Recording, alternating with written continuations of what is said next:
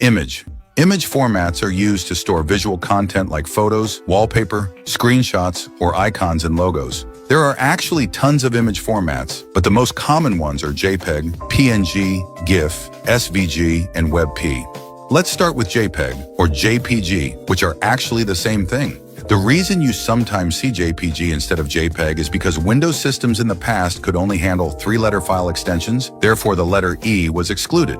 So JPEG is the most widely used image format in the world. It uses lossy compression, which means it permanently removes some image data of the original picture to shrink file size. This is good for your storage since the small file size won't take up too much space, but it's not ideal for editing or storing high-quality graphics. Because when you zoom into a JPEG picture, it will become pixelated or blurry since it is considered a raster image type. And just so you know, image files come in two major types, raster and vector. Raster images are made of pixels, which means they can lose quality if you zoom in too much, just like JPEG in this context. Vector images, on the other hand, are built from lines and curves defined by math, so they stay perfectly sharp no matter how large you scale them.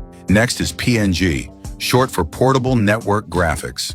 Unlike JPEG, which uses lossy compression, PNG uses lossless compression, which keeps all the image detail intact. That means the image stays sharp even after edits or multiple saves. But what makes PNG truly awesome is because it supports transparency. So you can make part of the image invisible, like removing a background, which makes it perfect for logos, UI icons, and layered images in design projects. But the downside is that PNG files are larger in size compared to JPEG. Then there's GIF, or Graphics Interchange Format.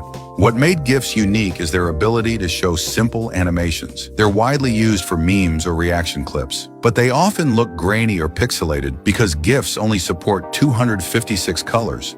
And then we have SVG, which is a vector image format that can be scaled but won't look pixelated. And since SVGs are text-based, they can be animated or edited directly by the developer using code. That's the reason why it's commonly used for website icons, charts, logos, or any graphic that needs to stay sharp at any size. So if you view the image or icon on your phone, it will still look as sharp when you view it on a wide monitor with 4K resolution.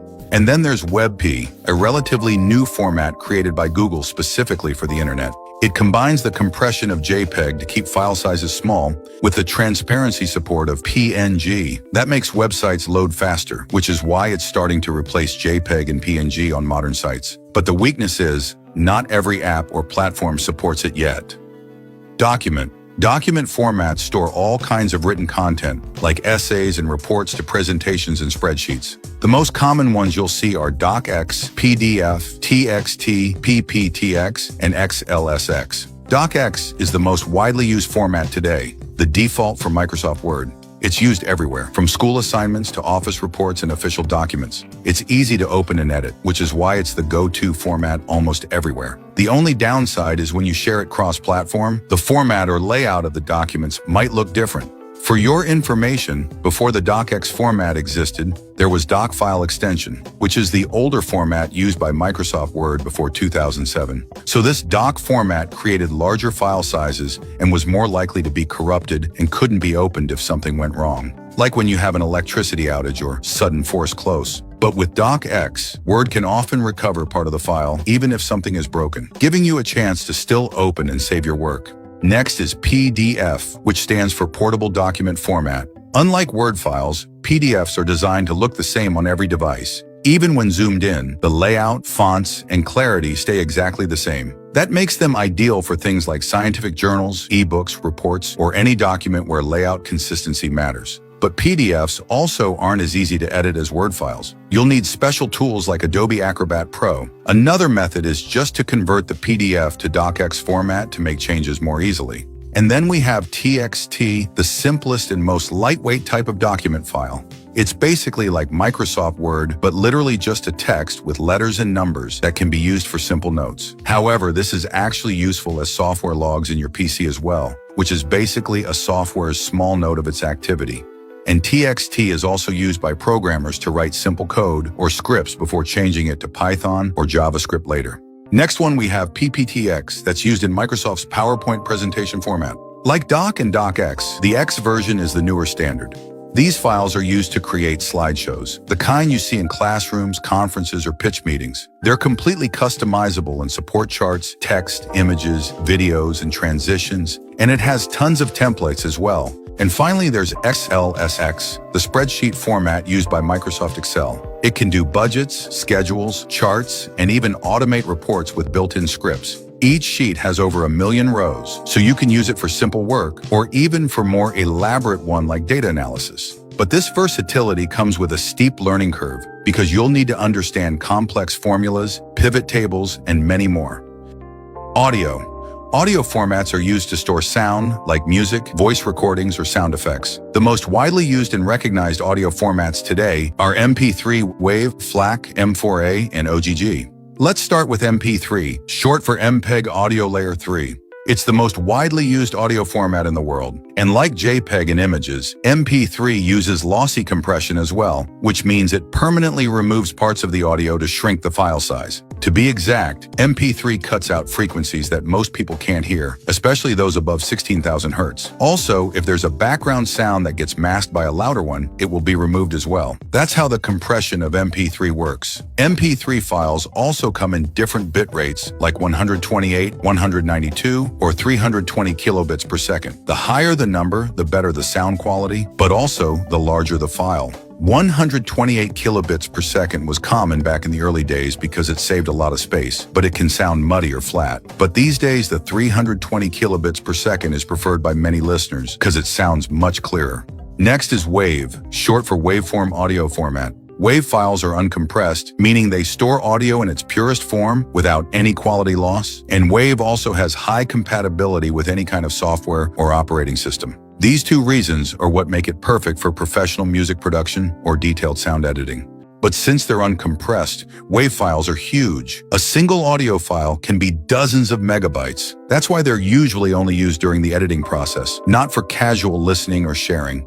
And then we have FLAC, short for Free Lossless Audio Codec. Since it's lossless, it delivers higher quality sound compared to MP3, but with smaller file sizes compared to WAV. But unfortunately, it's not always compatible or supported on every platform or software, like Apple's iTunes and also the Safari browser. Also, it's not as commonly used format as WAV in professional audio production, but at least FLAC is still great for audio files, or anyone who wants to build a list of high-quality music without giant file sizes like WAV, but better quality than MP3. The next one is M4A, a file format commonly used by Apple devices for storing high-quality audio. It is encoded using the AAC codec, short for Advanced Audio Coding. Basically, it's a lossy compression method like MP3, but offering better sound quality at the same file size. But M4A can actually contain another codec, and that is ALAC, or Apple Lossless Audio Codec, which is basically the Apple's version of FLAC. But the downside is that M4A only works best within the Apple ecosystem.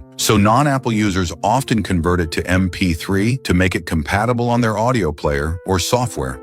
And lastly, we have OGG, or more specifically, Ogg Vorbis. It is also a lossy format like MP3, but has higher quality for the same file sizes. So 128 kilobits per second of Ogg Vorbis is kind of like 192 kilobits per second of MP3. This made it popular among developers and platforms like Spotify, which uses OGG for streaming. But of course, many people may just convert them to MP3 because it's not always compatible with their audio player or software. Video.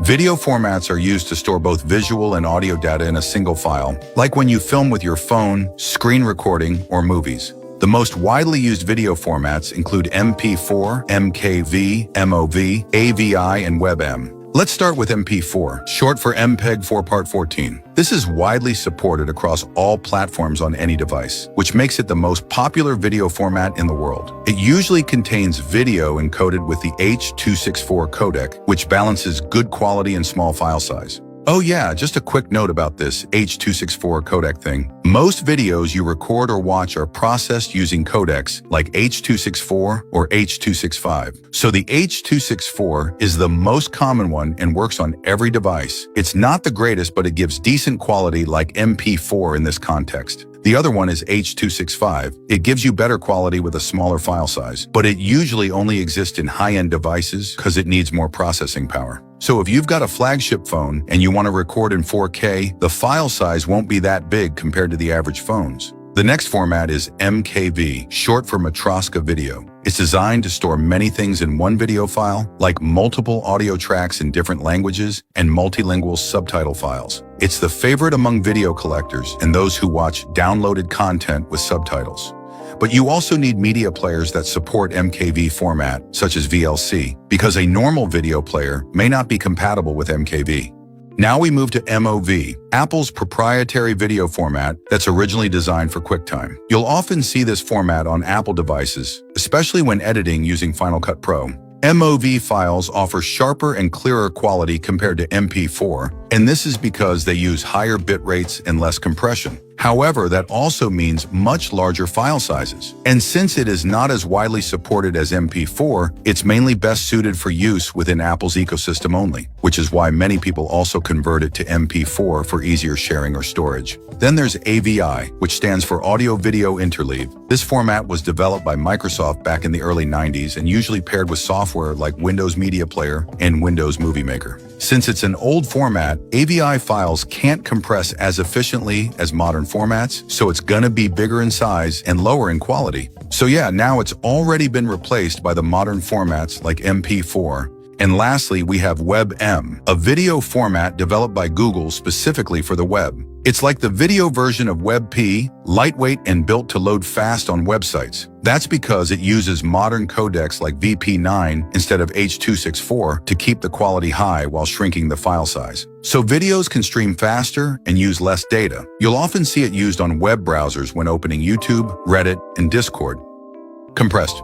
Compressed formats are used to reduce the size of files or folders. The most commonly seen formats are ZIP, RAR, and 7Z. ZIP is the most universal and beginner-friendly compressed format. It's supported by Windows, Mac OS, or even smartphones. And you can open or extract ZIP files without installing extra apps. Its usage is as simple as putting multiple files together, like documents or photos, then shrinking their total size for easier sharing or backup. ZIP files can also be password protected, which is useful for keeping sensitive files, like personal documents, company data, or login credentials. RAR, on the other hand, is like ZIP, but a more powerful alternative to it. It can compress file size to be smaller than ZIP. Also, it can even split one archive into multiple parts, which people find useful when sharing massive files like video game mods or movies. And to access RAR files, you can use software like WinRAR to do it. Then there's 7Z, a format created by the 7-Zip program. It offers excellent compression, often producing smaller files than ZIP or RAR. This can be handy for developers and system admins who want to archive large amounts of system images without taking up too much space.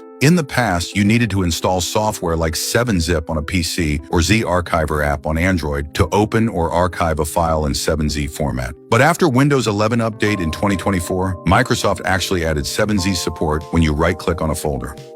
Executable.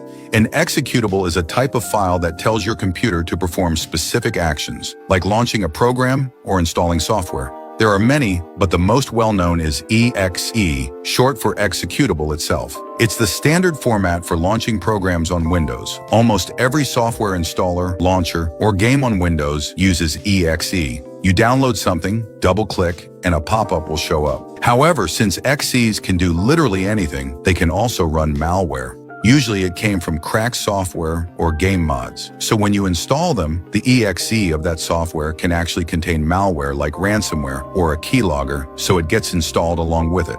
And then there's MSI, which stands for Microsoft Installer.